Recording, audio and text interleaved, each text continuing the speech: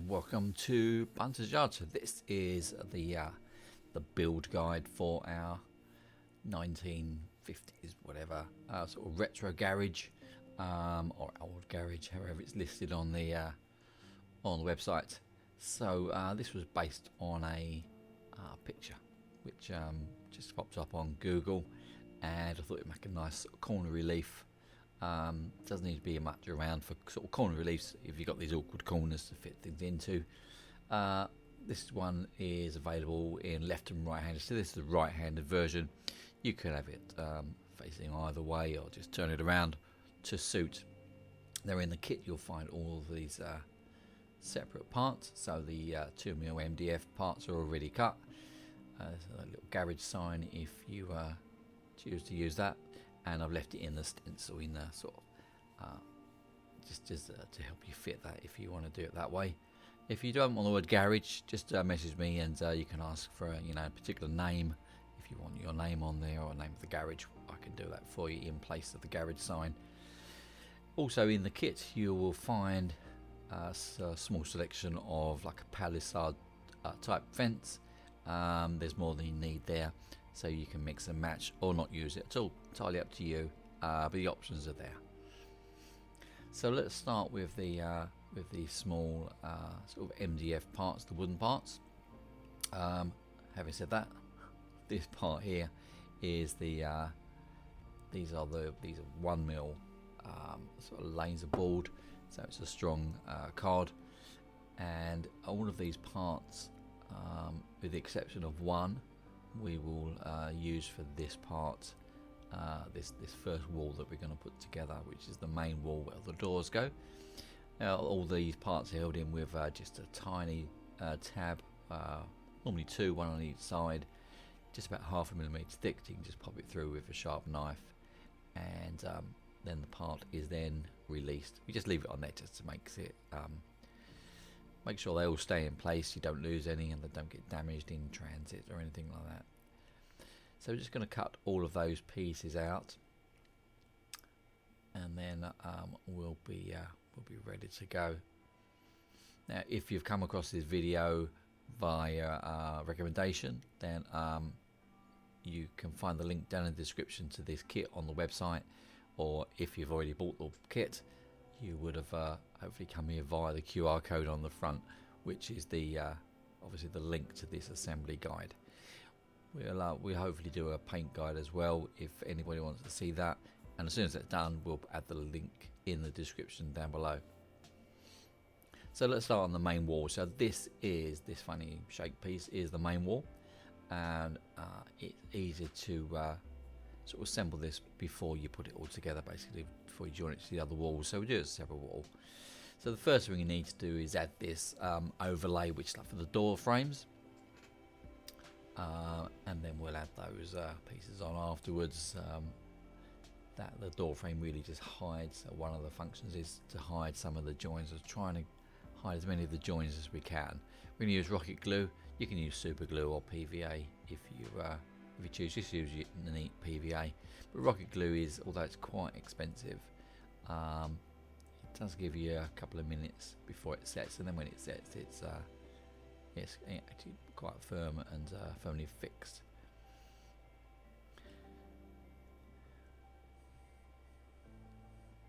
So we're just going to pop that into place, and then we're going to need to wait for that to dry.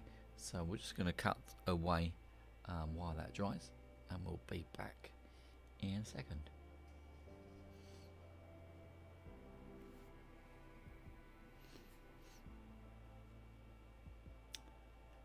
Next part, another overlay.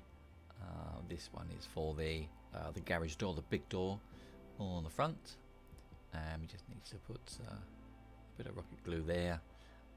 Now you can do that how you want, just a couple of dots here and there, or you can sort of spread it with a cocktail stick. That's what I do sometimes as well, and that just fits on nice and square. And then we've got a couple of doors. So this first door, which is the larger of the two, this is the main door, to the office. I guess it's the one next to the garage door.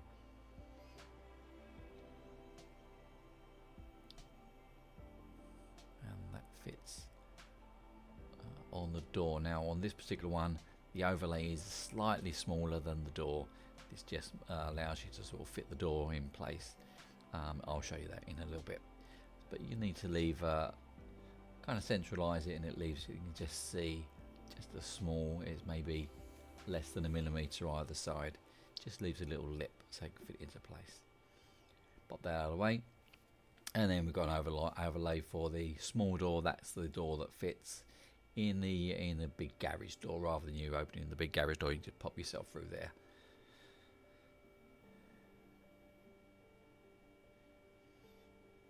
Just check on some of the overlays. There are slight etchings on the overlays as well, where you know, the different slats and pieces of the construction of the door frames would sort of join and butt together,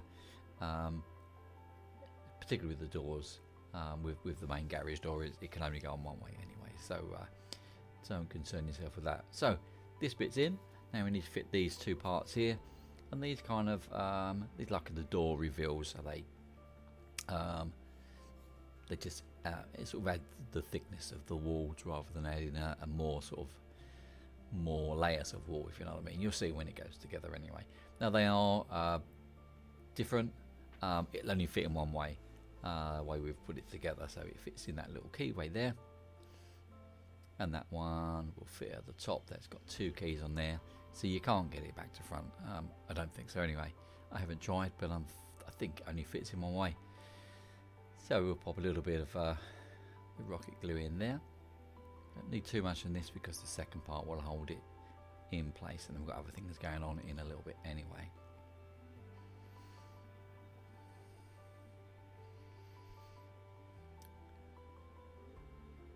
So we need to really let that dry, but we'll crack on with this particular bit, and we'll add some glue on there. Just trying to find an angle where we can see. You can see what I'm doing on the camera. It isn't always that easy, unfortunately, with these small things. I'm just trying to do this in pretty much in one take. But anyway, you can see it sort of clips together there, and that just forms the reveal for the large garage door that we're going to fit in later on. So again, we'll let that dry properly, and then we shall carry on with the next part.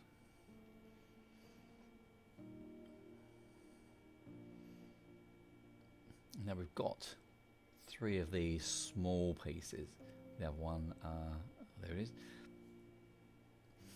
Now they are well, 2 are the same size. 2 are actually 29 millimeters long, and one of them is 30 millimeters long. So you need the long one first. It's just the way it's been designed. It works best this way.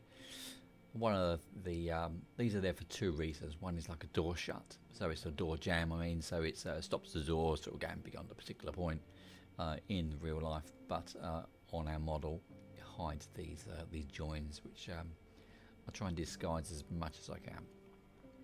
So we use the 30mm one, the one that's the slightly longer of the 3, and we're just going to put that there.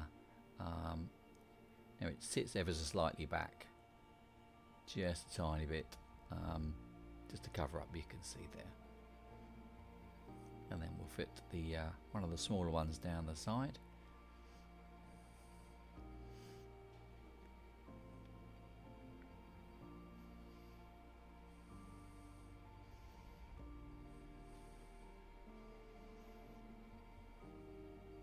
If all's gone well, that should sort of reach the bottom exactly, so it shouldn't overhang or be short if you've done it correctly. So we're gonna let that dry, and then we'll crack on with something else. The third part, the third door jam, we'll use that later on, so just keep that safe and out of the way.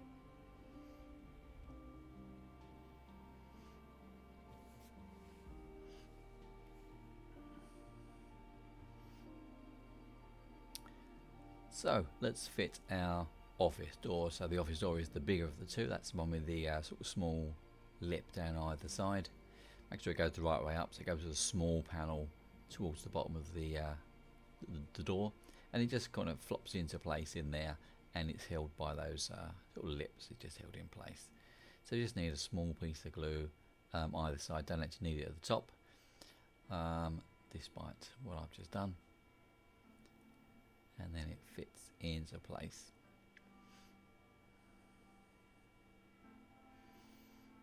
Such as that.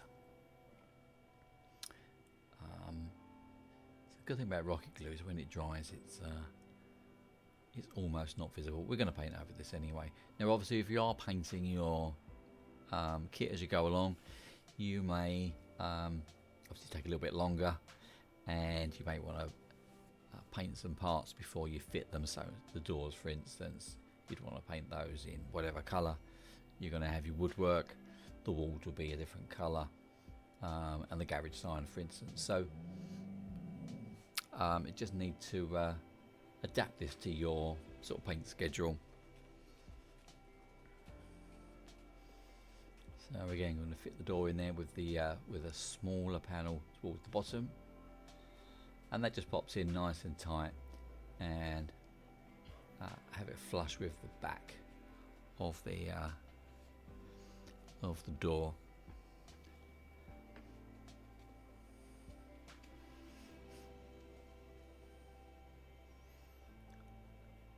And then with those door jambs that we fitted in, that creates a little ledge where we can secure our garage door in place.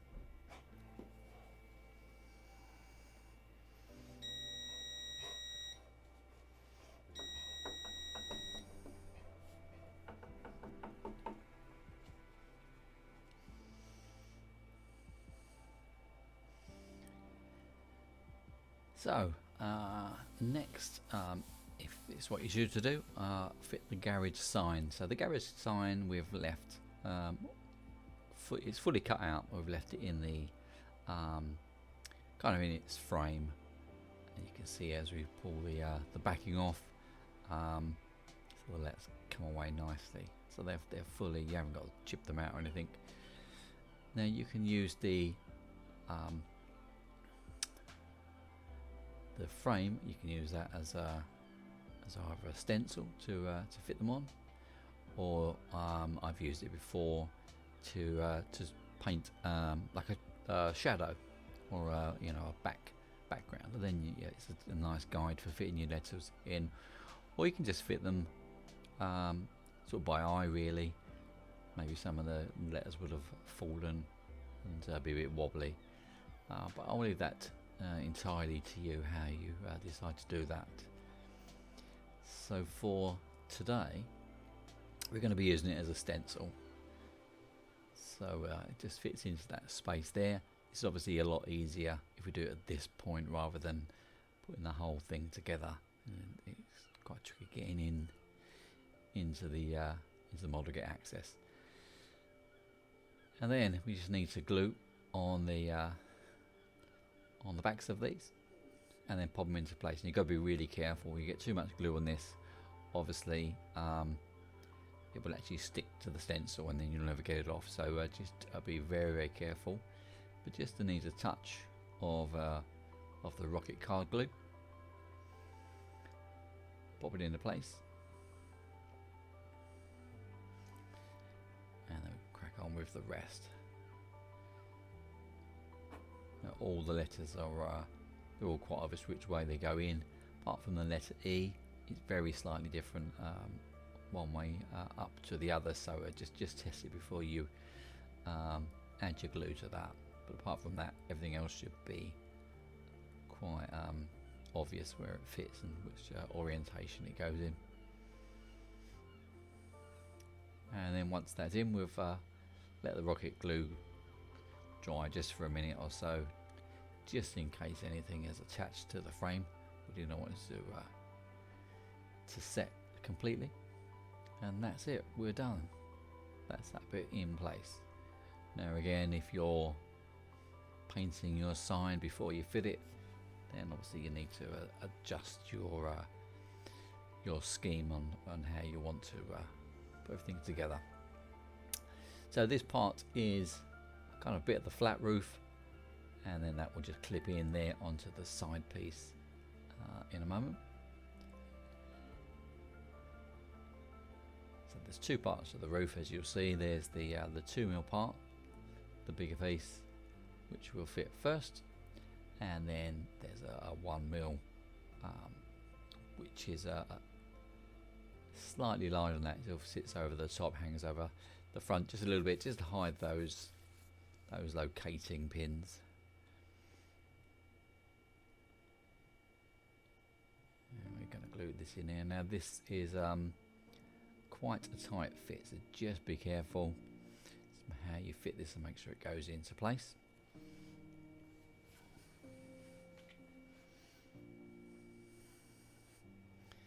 And everything should line up. Just give it a little squish and it will go in. And then that fits on the baseboard. Now if you don't want to use that, entirely up to you. You can use it in any direction. There's no right and wrong, no front and back and so on. Although it is obviously larger in one dimension than the other. So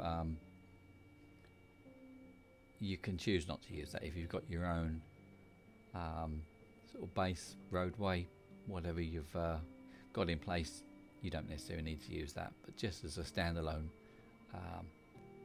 sort of low relief kit, it's just a part of it, and it looks like this. Sort of, it's got some extra lines to give it the effects of, you know, repairs over the years, and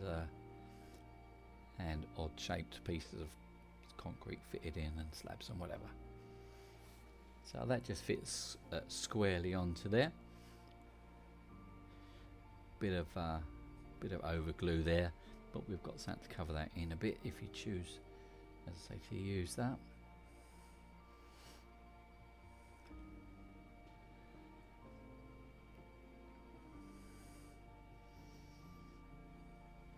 So while that's drying, we'll crack on with this. This is the other wall. It's just a very shallow wall, obviously. It's two parts, so we're going to make it say it'd be 4mm thickness, which would give you a nice sort of thick wall in real life, about a foot thick. They are both parts are the exact opposite of each other, apart from that hole. So that brick pattern that's come through the plaster, that's the same on both sides. And then we've got these two parts. Now on the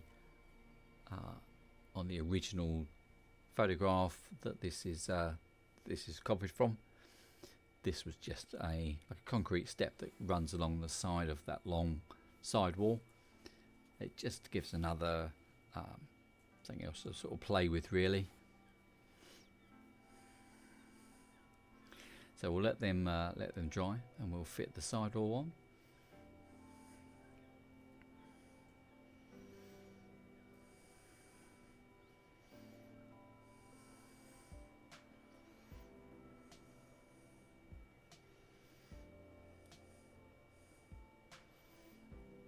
It just sits in there, and then we can fit the sort of capping of the roof, just to conceal those locating pins.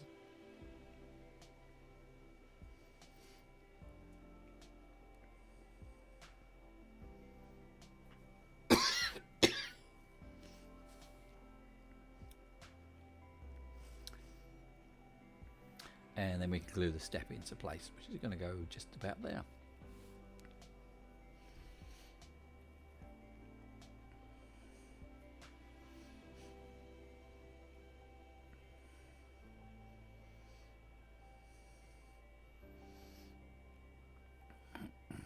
A little bit too much of the rocket glue there. It's a bit free flowing, so just beware. Normally doesn't need a squeeze. Just tip it up and it will come out. But it does dry quite nicely, so not really a problem. And then our final door jamb, if you remember, that we've got one left over, and that's going to fit in there just on the other side of the door. Just to complete the picture, that's where it's going to go. So just did that as a dry fit just to see if it works.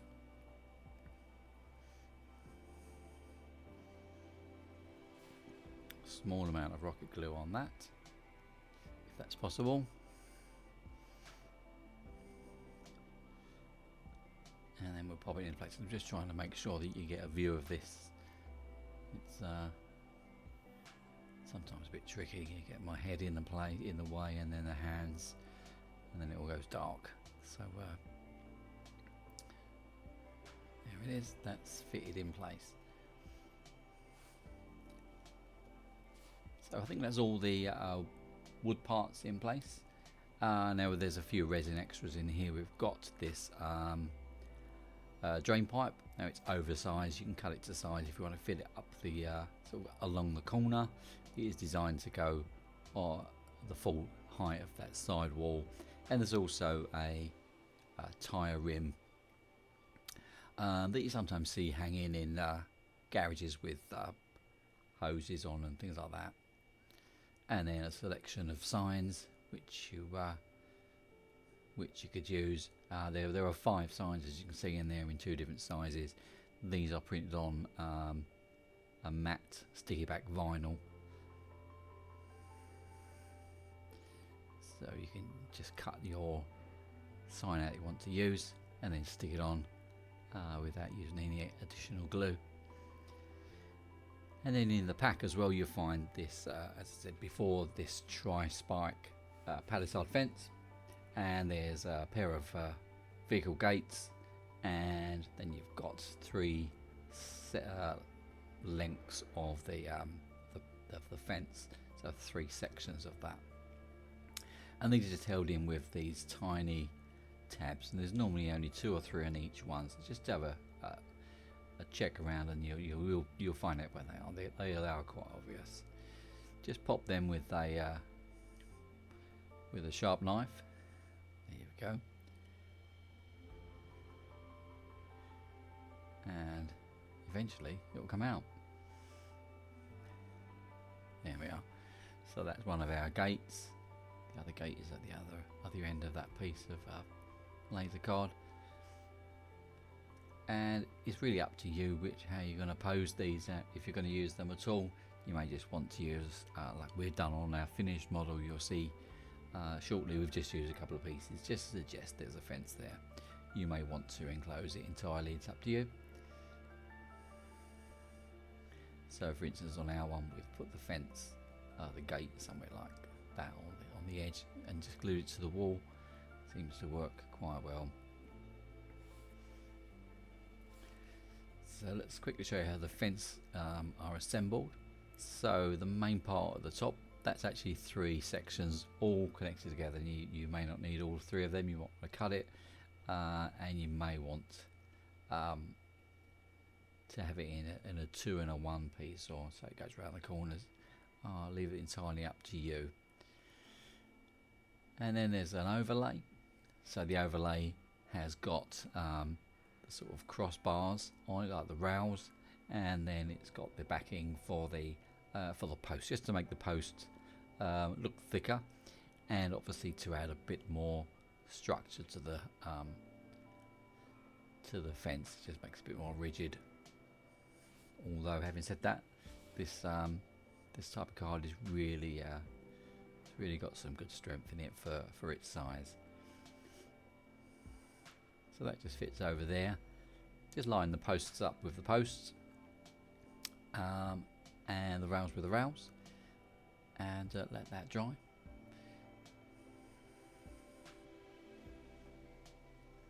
And then on the other side, we need to fit the other side of the post. Now on this particular piece of the kit, these the posts are the ones in the middle. Now there's more posts than you need. There's actually 4 posts in there. You only really need 3 of them, but there's spares of lots of different bits and pieces. So we just pop those 3 out. We're going to use all 3 for this bit.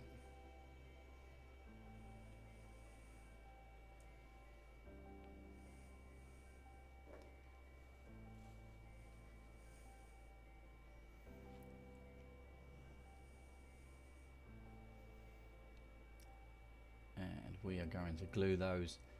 So on the other side of the fence post, just give it that sort of thickness that you'd get so on the real life fence. That fits on top of the other post, so it matches the other side, but this side doesn't have the cross rails on, just the posts.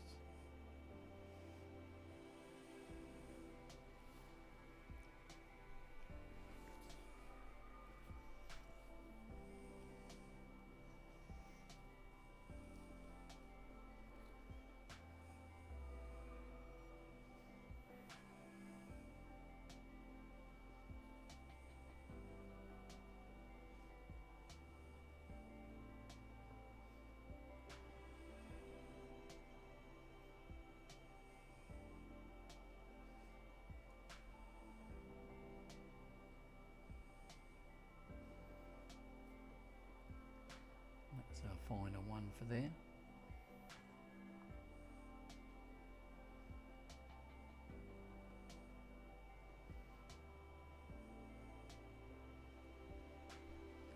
I'm just going to wait for that to dry,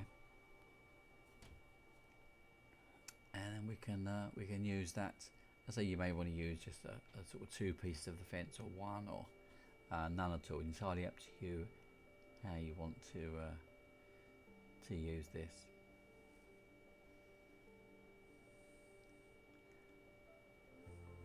So quite rigid when it's assembled. My preference for this is for the posts, you need like a 1mm hole, and then the post will go through there, glue it into place, trim off any excess from underneath, and job's done. Same with the fence, with the gate. You can pose that open or closed, entirely up to you. Mine was just glued to the wall, or you may want to drill a hole and have the two gates posed in a particular way. So that's us done for now. We just need to add some paint. We'll do that in a later video, and we'll put the link down in the description. Thanks for watching. We will see you again soon at Bunters Yard.